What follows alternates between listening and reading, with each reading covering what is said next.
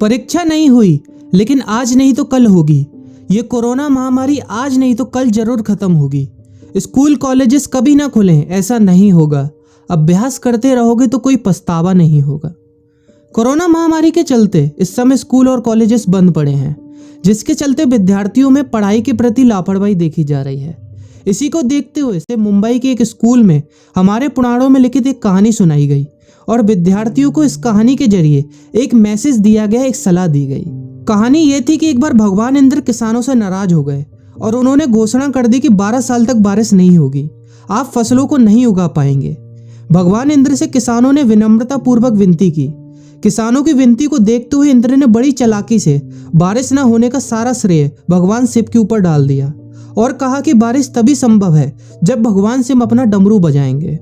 लेकिन इंद्रदेव भगवान शिव के साथ पहले ही गुप्त रूप से चर्चा कर चुके थे और उनसे किसानों के साथ सहमत नहीं होने के लिए भी अनुरोध कर चुके थे। जब किसान भगवान शिव के पास बारिश के लिए विनती करने के लिए गए तो उन्होंने भी कह दिया कि बारिश तभी होगी जब मैं 12 साल बाद अपना डमरू बजाऊंगा। निराश होकर वापस लौटते किसानों ने 12 साल तक इंतजार करने का फैसला किया। लेकिन उनमें से एक किसान वापस लौटकर नियमित रूप से अपना काम कर रहा था, खेती कर रहा था, यहाँ तक कि बीज भी बो रहा था। अन्य किसानों ने यह देखकर उस किसान का मजाक उड़ाना चालू कर दिया। कुछ किसानों ने उससे पूछा भी कि आप अपना समय और ऊर्जा क्यों बर्बाद कर रहे हैं, जबकि आप जानते हैं कि 12 साल तक बारिश नहीं होने वाली।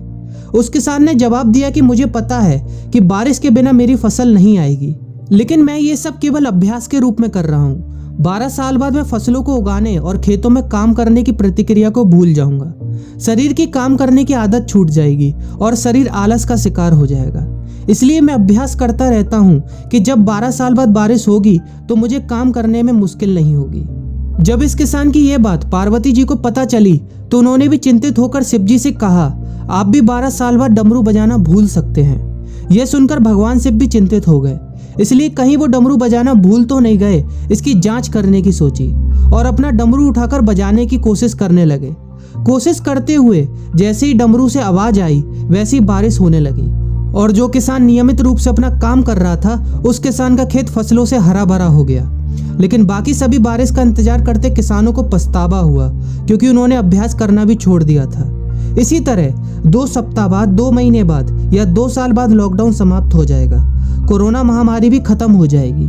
इसे घूरने या इस महामारी के खत्म होने तक का इंतजार करने से बेहतर है कि आप जिस कक्षा में हैं या जिस अगली कक्षा में जाने वाले हैं उसका अध्ययन करें। पुस्तकों का अध्ययन करके अपने कौशल को तेज करें। आपके पास जो ज्ञान है उसे और बढ़ाएं। इस समय का इस्तेमाल करें और ये सोचें कि आप और भी बेहतर कैसे कर सकते हैं, क्योंकि डमरू कभी भी बज सकता है। इसलिए अभ्यास करते रहें। अभ्यास ही गुणवत्ता का सार है। अभ्यास ही है जो आपको किसी भी क्षेत्र में पूर्ण बनाता है।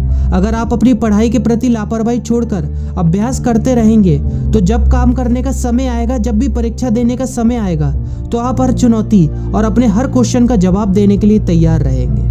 अपना ध्यान रखें और अपनों का ख्याल रखें, क्योंकि कोरोना भी गया नहीं है। घर पर ही रहने की कोशिश करें ताकि आप भी और अन्य भी सुरक्षित रहें और नियमित रूप से अभ्यास करते रहें, क्योंकि डमरू कभी भी बज सकता है। वीडियो अच्छी लगी हो तो वीडियो को लाइक और अपने फ्रेंड्स के साथ शेयर करना मत भूलिएगा। और अगर आप एक पेरेंट हैं तो आप भी अपने बच्चों के साथ इस वीडियो को शेयर करना मत भूलिएगा। बने रहिए इंस्पायर मी के साथ। जल्दी मिलते हैं।